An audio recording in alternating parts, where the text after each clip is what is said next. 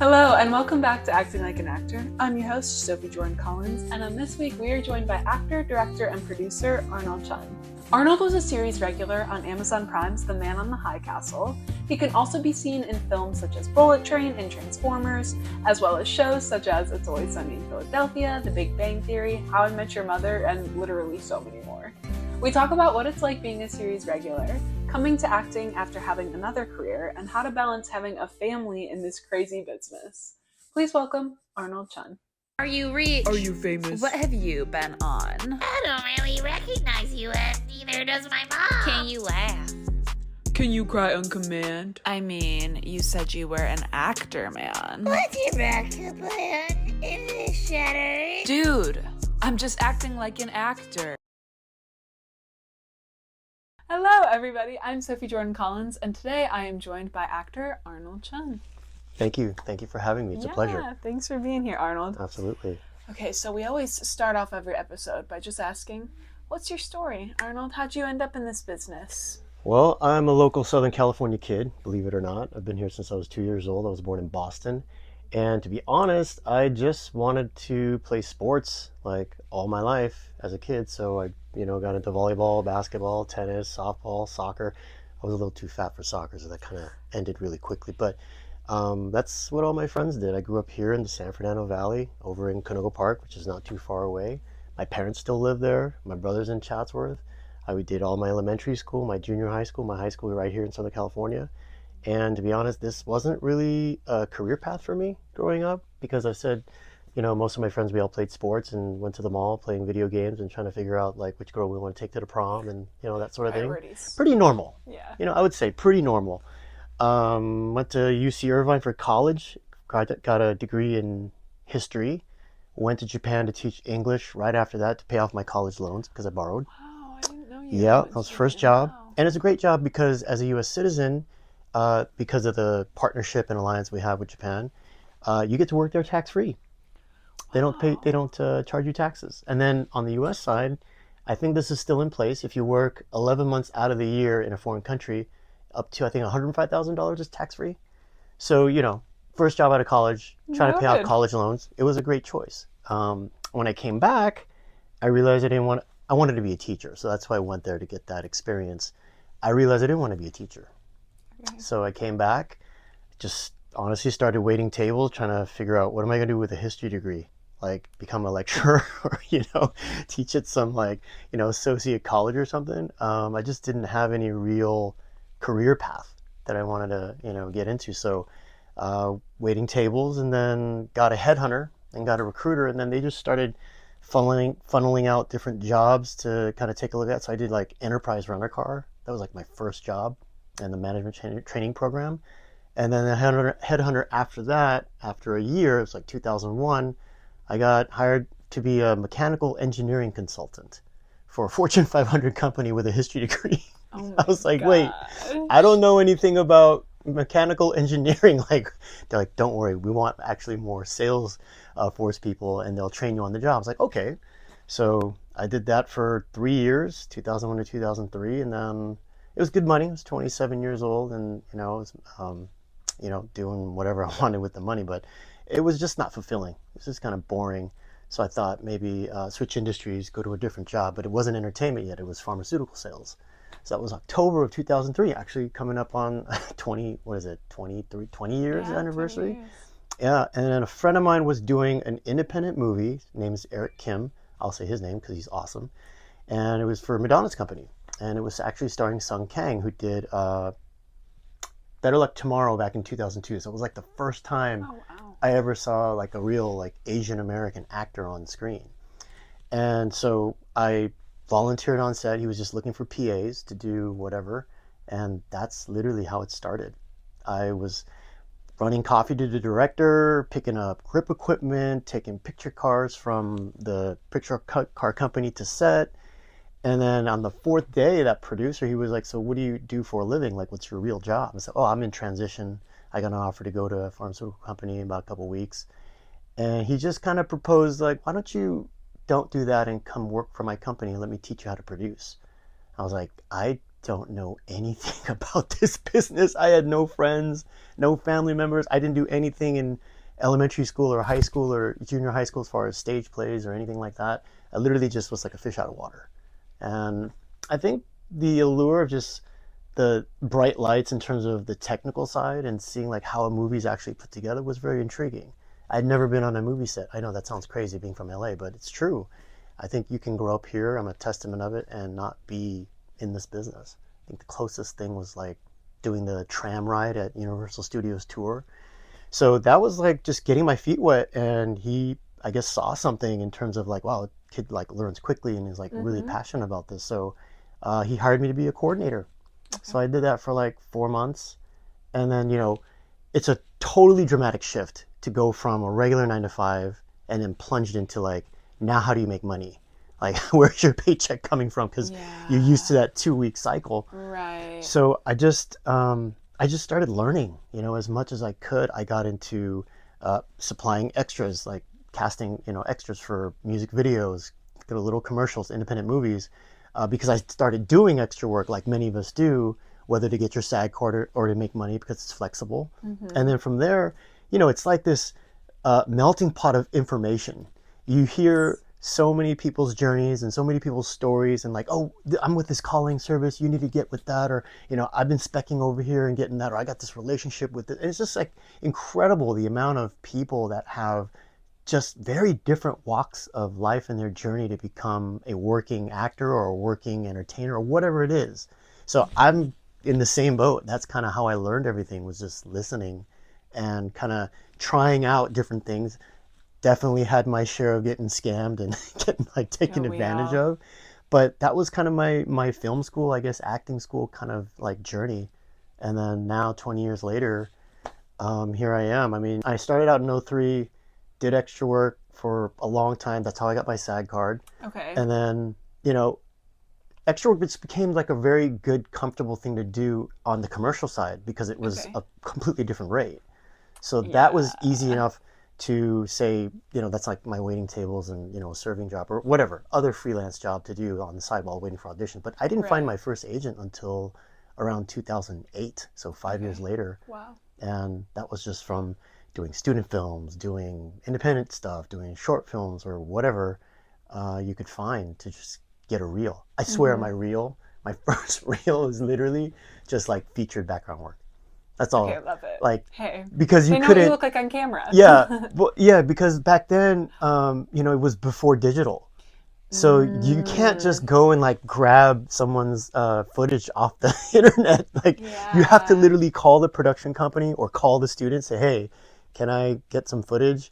And of course, they always tell no, or they're busy, or they can't get it. It's like, man, it's so frustrating getting that. But that was like how I compiled like my first reel, and then used that talent search thing on Actors Access and got a couple different interviews. And I found an incredible agent that I stayed with for 10 years. Wow. And then that was actually from a manager who got me that. And that whole story is kind of funny too, if you want me to roll into that then. But so it was Momentum Talent Agency. Okay. And my manager got me the appointment. So I was meeting the not junior agent, but a seasoned agent there who was kind of on her way up to be partner. Sure. And so it was an interview, but I didn't know it wasn't going to be just one-on-one. I thought it was, but when I got there, it was all four. The two partners, plus the junior agent, plus her, and obviously incredibly nerve-wracking. I mean, just like, oh my gosh, I wasn't prepared for this. And, here's some sides, soap opera and a dramatic, side, go outside, prepare it, come back in. And I completely bombed it. I was horrible. I like totally failed. And unfortunately, like right there on the spot, they said, well, we appreciate your time, but we don't think you're ready yet to, come into our stable and so forth. And so, I hung my head and walked out. But the agent called me the next day and she said, hey, I'm so sorry, but it wasn't supposed to be with all four of them in the room. It was just supposed to be you and I. But they were very curious to see who I was seeing because it wasn't on their books in terms of like the communication. So they popped in. And so it's like, oh man, that's crazy. And so thank you for sharing. I said, thank you for sharing that. And she said, look, I know that they said no, but I really do see something in you. And so I'm going to take you on without them knowing. Like, I'm just going to start sending you out and I'm going to work with you. And I stayed with her for 10 years, and she got me everything that I have on my resume up to that point. And the very first thing that she set me out on was a co-star. I booked that. And then it just became the next and the next and the next. And so she ran a funny joke. She would always bring the booking sheet into the two partners and the junior agent to say, oh, guess who booked again today? Oh, guess who booked again this week? Oh, guess who booked again this month? Like, you guys got it wrong. You should have taken them on. So it was kind of a fun, really encouraging anecdote that she shared with me. But yeah, I was very fortunate enough to find somebody that I think really believed in you. Because a lot of times, there's, a lot of people that say a grandiose version of what they want to do for you and don't really deliver. How many times have you run into that, right? Right, of course. Yeah, everybody knows how to make you a star. Yeah. Yeah, and I think it's important to, say no. Like, if you don't feel that the working relationship is going well, and because it's your career. Like, you're really 90% of it is the work that you're going to be putting in to develop that. Like, case in point, I had nothing on my resume, like zero, except for the featured extra credits, right? And I mean, she was, very, very headstrong in calling up casting directors at that time, because that's the way they did it, to tell them, listen, you got to see my client. Like, you must see him. Please, please, you have to see him for this role. If he's terrible, don't ever call my clients in ever again. I mean, she risked that kind of, gravitas in her reputation to do that. And I couldn't be more thankful for having somebody like that on your side, because it just gives you that reinforcement of knowing that, well, if she believes in me, then maybe I can do this. Yeah. And so that was kind of the transition out from the production end of things, and then kind of now getting opportunities to solicit and get jobs as a working actor. And for, the last 20 years, I'm just very humbled and grateful that I've had those kinds of opportunities. And I've only been with 2 different agents in 20 years. As far as my theatrical side. On my commercial side, I've been with my commercial agent for 17 years. Wow. And there was no reason to leave, because, Yeah. they're good. And that goes back to the point, like, really qualify. And if you don't feel it, like, don't stay. Yeah. Like, be with somebody that is believing in you, and also that you believe in, what their organization and their firm is capable of doing, So yeah, it's been a long journey. And, I got married in 2013, and I think that was, at the point for me, I always wanted to work with children, because I did that a lot at church and a lot with Bible study. And then even going to Japan, it was an indication of just my desire to want to work in education or some type of format of that. And so I think that spoke to me just wanting to be a father someday and wanting to have a family. I'm the eldest of 3. I have 2 younger brothers. And, those are things that obviously influence, who you are as a person, just the camaraderie of your family. And unfortunately in our business, it's hard. It's hard to balance that. Yeah. Yeah, can you talk to us a little bit about being a series regular? And then on top of that, if you want to work in how that was balancing a family, because I know you had children at the point that you booked your first series regular. Correct. Yeah, so up until the first 10, let's say the first 8 years I was with her, forward momentum, progress, getting to the first reoccurring co-star that I had was on a show called Gang Related. And funny enough, that was 2012, around 2013 at the tail end, starring Sung Kang, who I had saw 10 years ago or so as a PA on a set of his independent movie. So it's a really interesting full circle that came, where I met him on that set for the very first time, and then now I'm co-starring with him in his series like 10 years later. It's crazy. Anyway, so that was it was an incredible opportunity. It was directed by Alan Hughes, one of my favorite directors. Menace to Society, Dead Presidents, Book of Eli. Amazing guy. And, he, I guess, particularly singled me out to do this other part in it, because it was only supposed to be a co-star role. And then the writers, I remember, came over after talking with him, and they said, hey, we're gonna have you come back in the next episode. I was like, oh, really? Oh, okay. That's kind of cool. But it was a completely different role.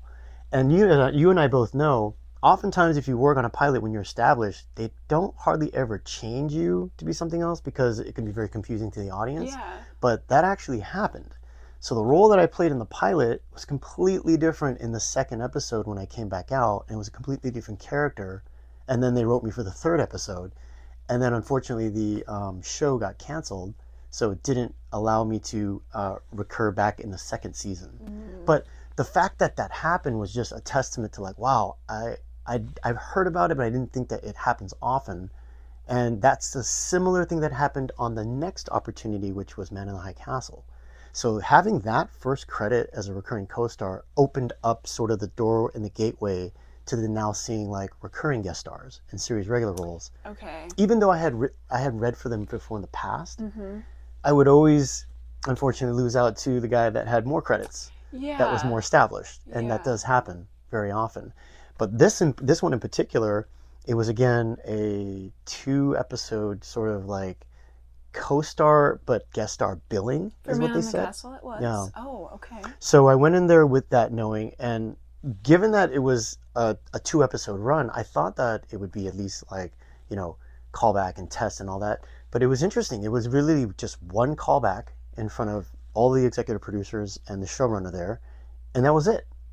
And literally it went to, you got booked. So it was a self-tape and then a callback? No, it was in person at that time. In-person first round, Yeah. in-person callback, Correct. and then you booked it? Wow. Right. But there was no test. Like, I've been on other calls where a role of that size, they would have like another test afterward with like the person who's going to be playing opposite you, but it didn't happen. And so that was in Vancouver, and that was 2014. We shot the pilot, but the pilot was done in Seattle. And then when we got the series picked up, it was going to be in Vancouver.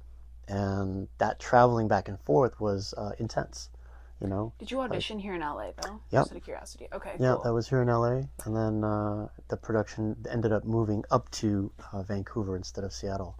They were trying to keep it in Washington, but I think they weren't able to get sort of the tax credit deal that they were trying to apply for with the state, or try to get something put in place, because there was a lot of money that they spent on that. Yeah. Can I ask you, what's the process when it comes to a pilot turning into a series? Like, did you go on to filming this pilot for Man on the Castle knowing that this was going to be like a big project that would get picked up? Like, did you have a feeling, or what's that process like? So yeah, that's a great question. It was not indicated that the series was picked up. It was just going to be pilot. Yeah. And then they did announce that we're going to launch it. So it was one of the first streaming shows to kind of like get made and to kind of go out in that sort of platform in terms of distribution. On Amazon Prime, it's Amazon Prime, yeah. And so we were all a little kind of in the dark about like, okay, what does that mean? Like, how does that work? So what they did was, they filmed the pilot just like any other TV show, and then they release it on their platform. And then with all the marketing and all the different, interviews and sort of like buzz that they try to create around it, I guess they were waiting to see how many people clicked and watched it. And then based on that, they determine whether they're going to make the whole first season or not. Okay. So thankfully, they made the first season and then the second season and third. Yeah, but they never really released the data in terms of like how many people actually watched that. They just kind of gave a rough number of like, like 60,000 hours of this was like watched.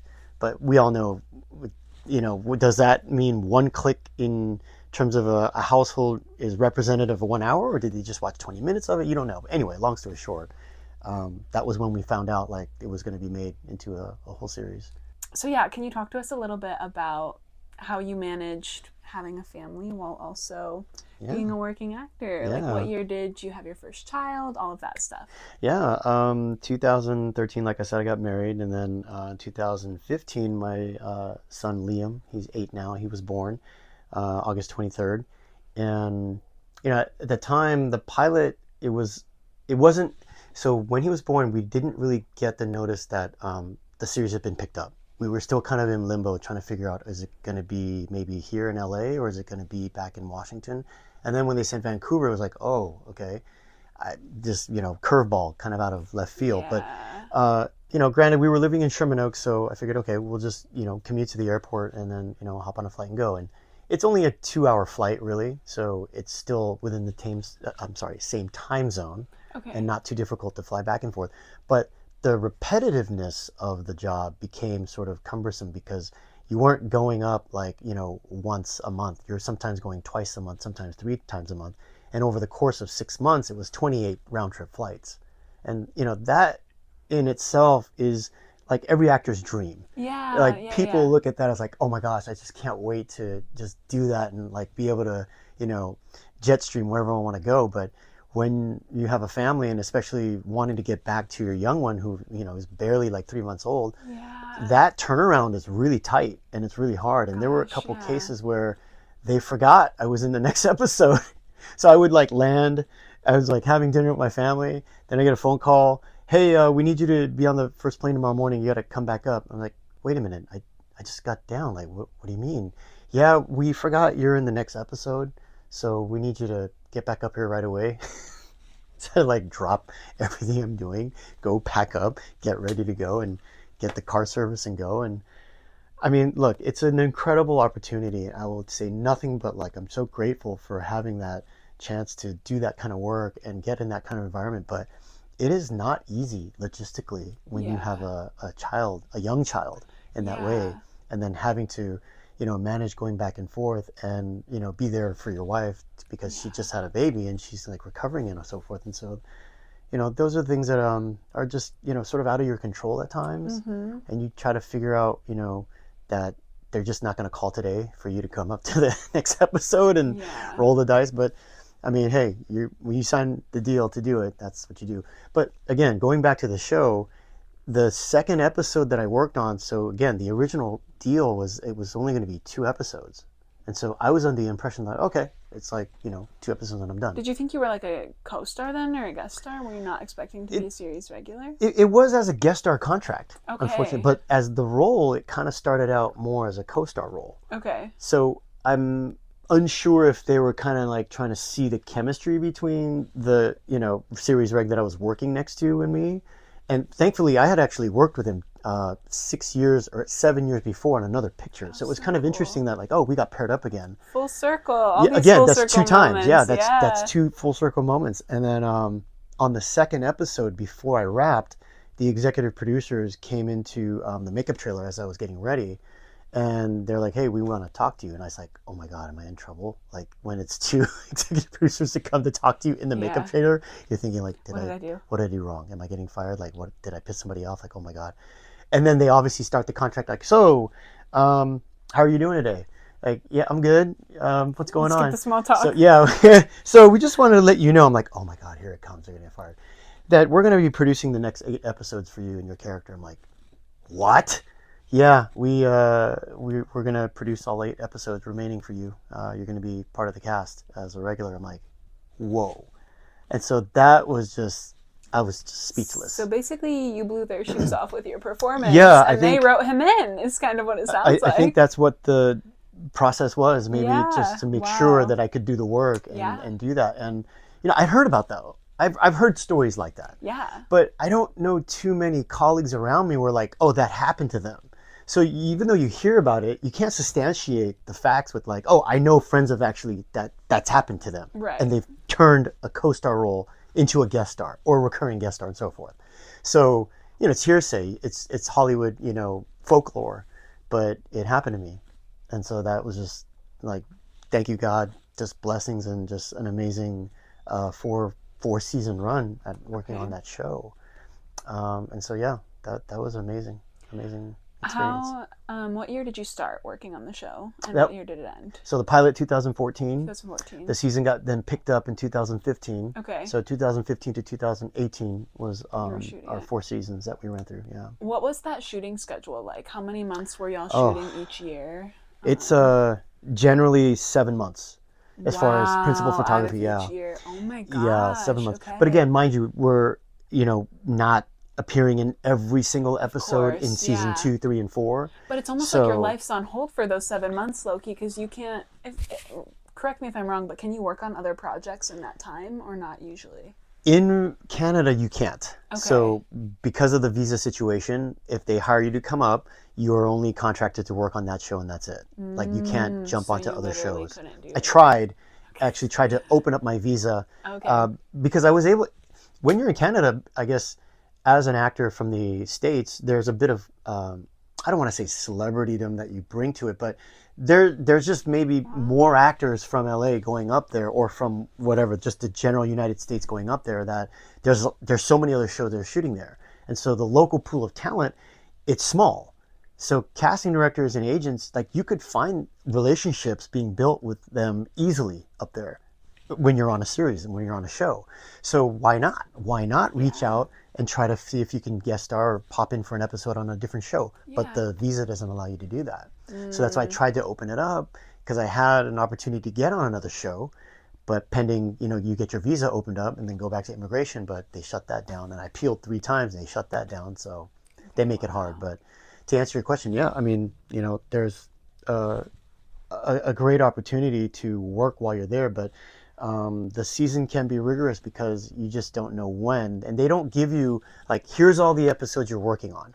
They'll give you the whole season and they pin you for the episodes, but everything changes with writing sometimes. So it could be like, oh, we moved you to this episode instead. So you can't really like plan and be like, okay, I'm going to go back down to LA for like this time and call me when you need me and I'll come back up. It doesn't work that way. Yeah. Yeah. What was just out of curiosity, what was like the living situation when you were in Vancouver? Did they put you all in a hotel, a house? Was your family able to come visit you? What was that like? So the first season, like I said, I flew back and forth. Right. And because of that, I elected to move myself up there the second season, because I just couldn't do the flight. I mean, the flights were just killing me.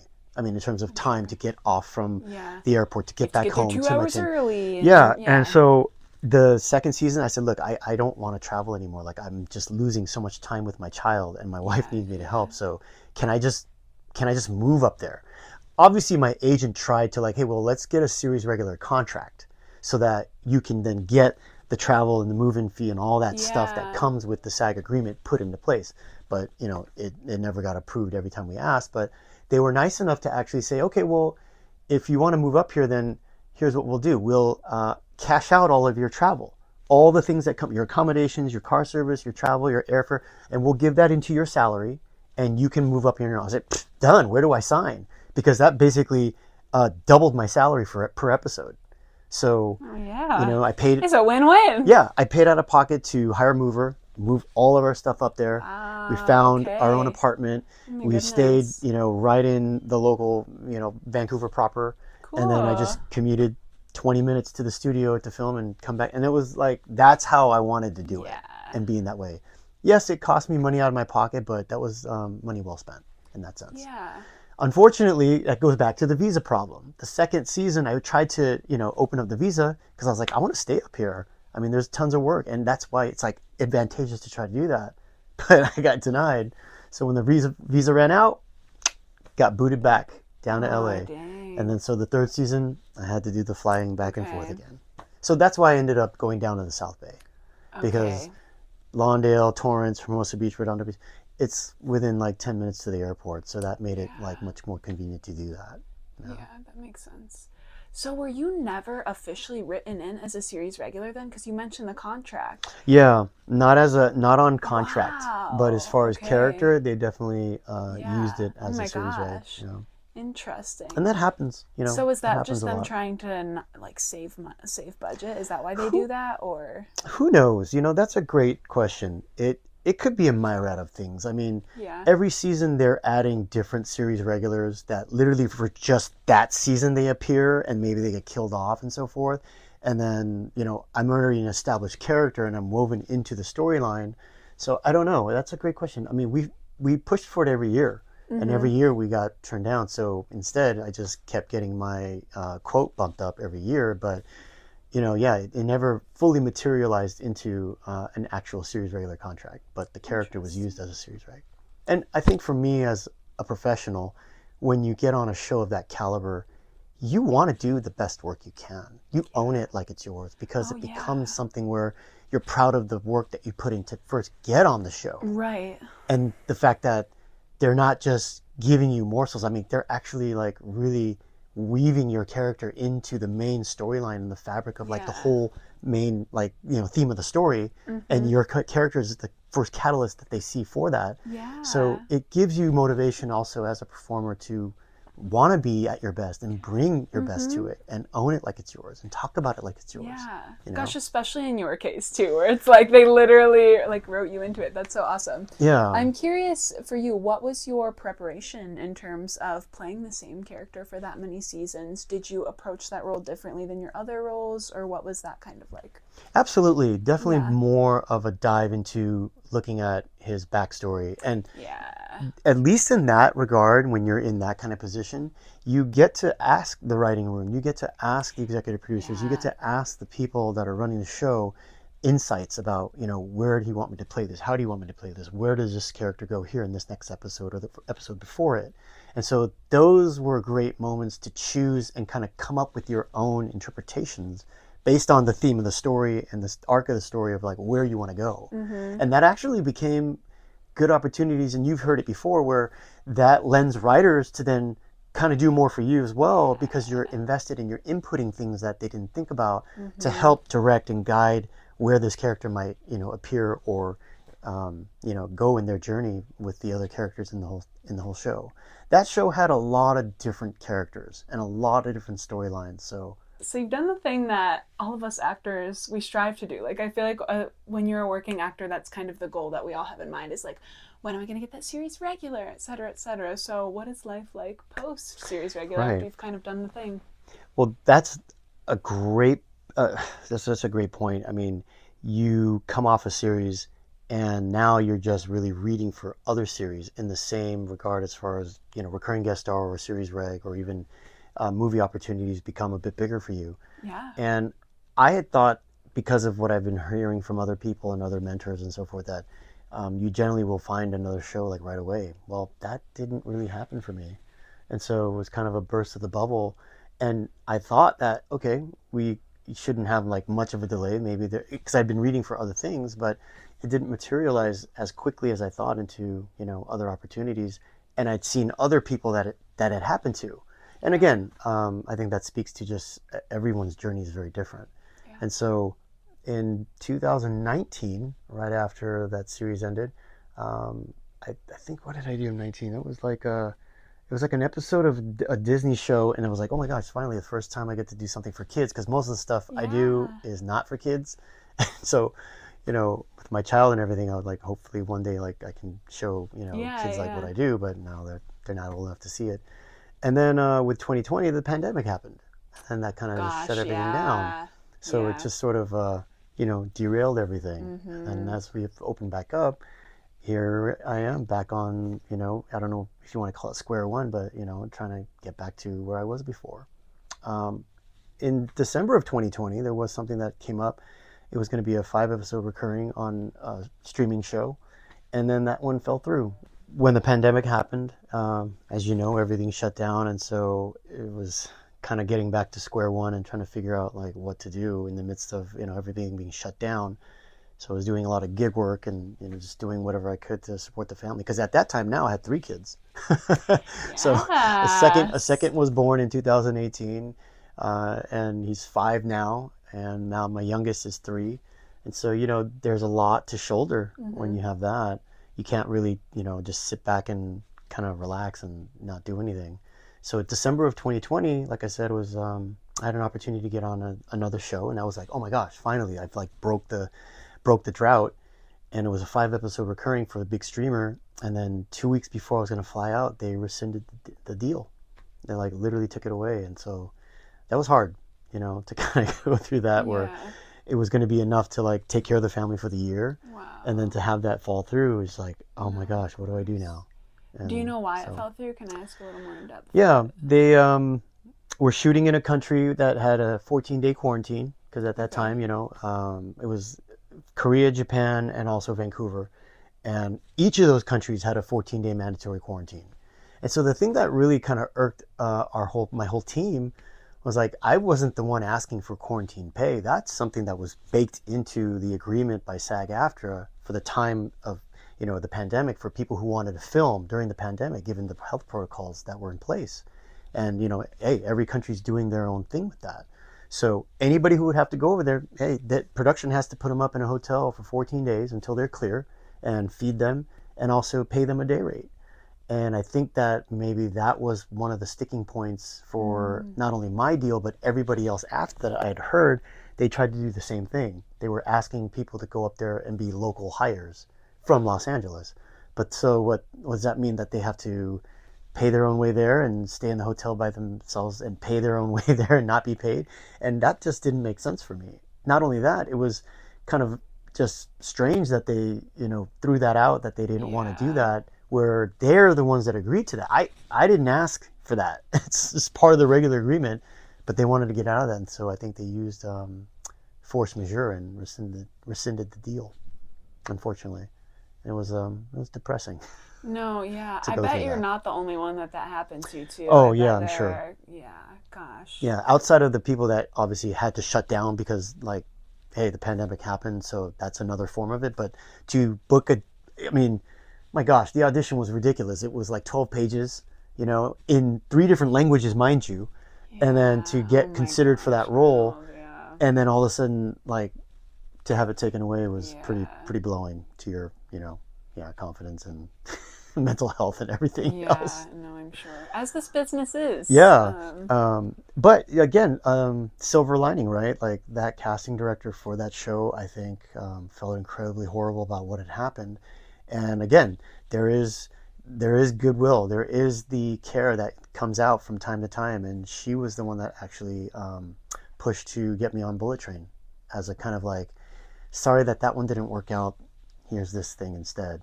And so that was a blessing in disguise, but I wish I had the 5 episode recurring instead. But I mean, getting to work Yeah. with David Leitch and Brad and all them was just amazing, and I'll never take anything from that. What was the audition process like for Bullet Train? So that was another thing there.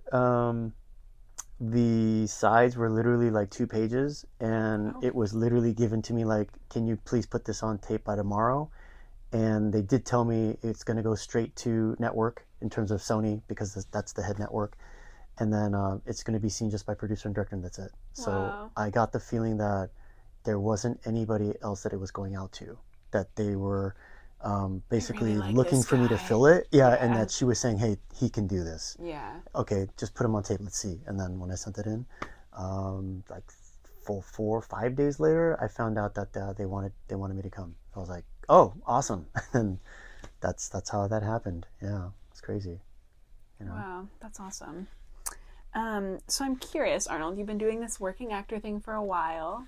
What are some ways that you take care of yourself in the midst of this crazy business? Or some things that you do to stay sane? Yeah, great question. I think it's a daily grind, honestly, because of the family obligations with 3 kids and so forth. I really just try to make it to the gym every morning, like after I drop off my kids. And for 45 minutes, that's all I can get now at my age. I'm too old. I get tired. I'm like, dude, I can't do it anymore. I got to go home. But no, I think mental, spiritual, and emotional health and physical health is so important. Your whole entire being is your calling card. And, I think that not enough time sometimes is given to that when you're such in a go type of mode and trying to get things done. I think it's so important. You have to take at least 20-30 minutes out of your day to really take care of yourself. Of course, I think it's given that we definitely have to be mindful of our health in regards to our nutrition and all those kinds of things, because hey, if you want to have longevity in this business, I mean, it's your face and your body, like that's your calling card. And I think it's important to keep that temple, really well oiled and that machine well going. And so that's little things that I try to do. And believe it or not, like taking my kids out is also another form of joy in that way. And thankfully, they love to still hang out with me, even though they love playing with their iPads from time to time. But they still want me to take them on walks and take them on bike rides. And I love taking my kids on trips. Like we go everywhere and everywhere when we can, And so I think being outdoors and trying to have that balance is incredibly helpful to my mental sanity.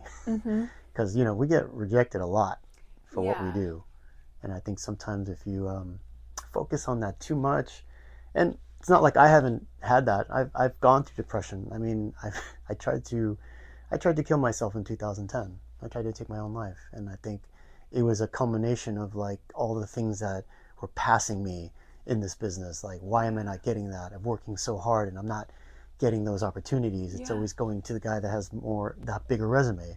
And then funny enough, right after that, that's when I got the recurring co-star. And it was almost like, And I then don't your know. series regular, and you got Yeah. married, and you have 3 beautiful children. Yeah, and it's a big accomplishment. I don't take it for Yeah. granted at any point in my life. I tell people like, look, I think there's always an introspective, they think I'm living the dream. And in some sense, yeah, that portrayal is a dream, but at the same time, I try to keep it very real on social media. I'm just like, dude, this is what I deal with. Check out my kids, how crazy they are. And, I tell people like, only have a family if you really want to, because it may not be right for everybody, just to be completely honest. Because it takes away from everything in terms of your availability. Like, you have to sacrifice a lot. And if you don't want to do that, don't compare yourself to other people. I don't think it's good and healthy for you to like say, I'm not going to be successful unless I have that. I'm not going to be successful unless I have this. I'm not going to be successful unless I attain that. Well, we could do that forever. Like, where's the point that it ends? Where's the point that you find contentment? And I think that in our culture, in our country, in our society, and with everything that's been bombarded to us in terms of our ideology and our entire worldview, it's so easy to think about like what we don't have and then compare that and say, oh, like, that's why I'm not happy. That's why I'm not fulfilled. That's why I'm not successful. And I think we have to be very careful of that. We do, yeah. You're right. We're very like externally driven, yes, as actors and also as people. Like, we want this thing, this role, this new thing, but if you're constantly striving for the next thing, you're just going to do that forever. Like, it's never ending. There's never enough money. There's never enough acting roles. You have to find that joy and that fulfillment within. Yeah. I'm not saying don't work hard. That's not what I'm saying. Of course, yeah. It's understanding that like if you constantly compare and have envy and, just non-contentment in your heart, you're never going to be, that's never going to stop. Yeah, your self-worth doesn't, your self-worth and your identity can't be in that stuff. It has to come from within. Yeah. That's so beautiful. I was going to ask you what your advice is to people that want to have children but are afraid because of being an actor, but you almost kind of just answered that. If you want to elaborate a bit. I think maybe I'm a little different in that I always knew I wanted to have children. Like, I wanted to be a father. Like, and I think that comes from my father, just the role model that he is to me and my mother. And I'm so grateful and thankful for that because they let me do this. I mean, I have a lot of friends that like they've lost their relationship with their parents when they they started going into entertainment. And I get it, in the Asian American community, it's still something that we're breaking through where it's like taboo to go into this job or to make that as a living. Like, do something more stable. But you can't define happiness by just doing what your parents want you to do. You have to kind of actually make mistakes and fail at it before you realize, okay, that wasn't like the good decision. Maybe I should do this instead. But in a nutshell, it's like I was so thankful that my parents let me do that because they didn't shun me, they didn't prohibit me, they didn't say like you're never going to make it. So they said, okay, we'll try, but work hard at whatever you do. Put your entire being into it, your entire passion into it. And so for me, it was always just, again, I've worked with a lot of kids. I'd volunteered a lot as a kid as well. I always wanted to have children and wanted to have a family, and I wasn't going to let my pursuit of this stop it. And so that also translated into me turning down certain jobs too. In the sense of, not that they were offers, but like an audition, like, oh, where is it filming? I don't think I can do that. It's just not going to work out. But for people that want to have a family, if they really want it, don't let this pursuit stop you. You will find a way. Right. Because I have 3 and I'm working and I'm figuring it out. And so I think that drive to take care of your children and to balance being a professional in what you do is not something impossible. It can be done, but you have to commit to it. You have to put hard work into it, And that's what I was saying, like, I don't really do a whole lot other than go to the gym for 45 minutes and then take care of my family and enjoy my time with them. Like, I don't watch my sports as much anymore. And it's not because I don't want to. I just don't have the time for it. Quite literally. And it becomes where it's not as important because I'd rather go take my kid out and go bike riding with him instead. So those are just things that I feel like naturally happen from an instinctual part as a parent. When you have your own kin come out, it's something that I can't explain that connection and that bond with your child. And unfortunately, there are people that don't have that, that, have separation, like, I don't care. And, unfortunately, there's that part of the world. But yeah, I'm very fortunate that for me, it's been a deep drive and, wanting to be a father and a husband and, a professional. Yeah, it almost sounds like it gives you more clarity on certain acting roles as well. Because, like you said, you'll read certain ones and be like, maybe it's not worth it. So it's like now the ones you're going out for are ones that you're very intentional about, which is kind of. Yeah, I would agree with you. Having a child and being a parent, there's a lot more that you definitely tap into just without you even thinking. And especially for women, like women that become mothers, I mean, the instinctual ability to just like feel what is natural to mama bear instinct just comes out, and it's able to be used in your process of your craft. And I would definitely say, for myself, I became a bit more emotionally available, if that makes sense. Yeah. Like being able to tap into that feeling of like what my child just accomplished, or what my child is, suffering from, or the pain that he's going through. I was able to use some of that in moments that I needed to. So it definitely became another advantageous perk, I guess, being a parent. Yeah. If you have any advice to young Arnold, maybe right when you started acting, what would it be? If we could go back 20 years, what would you say to him? I don't think I would have anything to say other than buy Amazon and buy Tesla before it blows up. Yeah, I know. That would have changed your life, Arnold. But that's so selfish. But again, if I did that, would I be where I am? Also true, yeah. I think those questions are great for anecdotal and sort of, crystal ball kind of playing games. But I feel like I wouldn't want to change where I ended up in terms of now from trying to coach my younger self, because I would probably have maybe gone a different way. Yeah. I've gone through a lot of failures. I've failed a lot, and I've also succeeded a lot. And I'm reminded of Michael Jordan saying that all the time, is like, I've missed, 24,755, whatever it is, shots in my life. And I've, missed 743 game winners, whatever. It was so profound, because he was saying, like, I'm not who I am without those failures and those mistakes and those choices that I made. Yeah. So to be honest, I probably wouldn't say anything to my younger self, because I wouldn't want to change how I ended up here, because we don't know. Would it alter that? No, that's so right? true. Yep.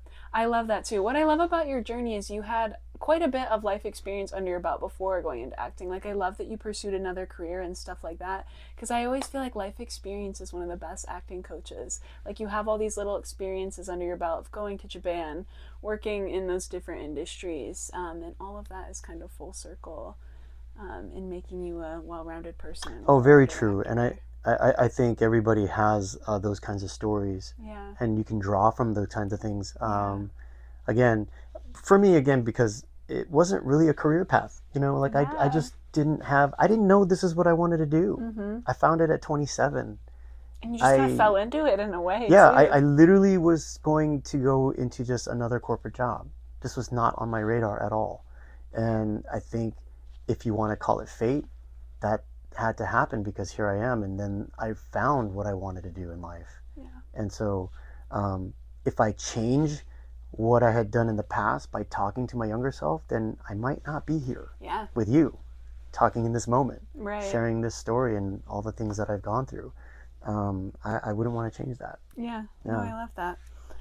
As we come to a close here, we're going to jump into our Fast Frisky 5. We're going to shoot 5 rapid fire questions at you. Right. Number Let's do 1, it. favorite quote. Oh my gosh. To be honest, I don't have one. Okay, that's all right. Question number 2. You're a good person because you're an LA local. What's something in LA not a lot of people know about? Like a secret food spot, fun place? Go to the original Tommy's Chili Burger. Okay. Favorite line in a movie? Does anything come to your mind? Where's your twin? Tangerine. Question 4. Pickles, yay or nay? Yay. Yay! Okay, that was a quick one. Yes. 5. Recent obsession. Oh, Cinnabon. Oh, because I don't get it often. Yeah, I know. That is always an obsession. There's I know. They're so good, but so bad. Yeah. And I don't know why to this day, why are they only in malls? I know. They're popular enough where you could have it standalone elsewhere, but why is it not? Why is it only in malls? Maybe instead of investing in Amazon or something like that, Arnold, we should invest in a Cinnabon. The two of us, hey, Oh my gosh, I think millionaires. yeah, definitely. There's In a LA? whole generation that still has not learned about Cinnabon that we need to convert. Very Yeah. true. Do you have anything else you would like to leave our Acting Like an Actor listeners with? Yeah, for those of you that are pursuing and want to live your dreams, I mean, don't give up. Like, find it. Like, keep working hard, keep pushing hard, and, keep working on it every single day because it takes hard work. Yeah. Yeah. Don't give up. It's a marathon, not a sprint. Absolutely. Absolutely. Thanks for listening, y'all. We'll catch you next week. Thanks for having me. Bye, guys.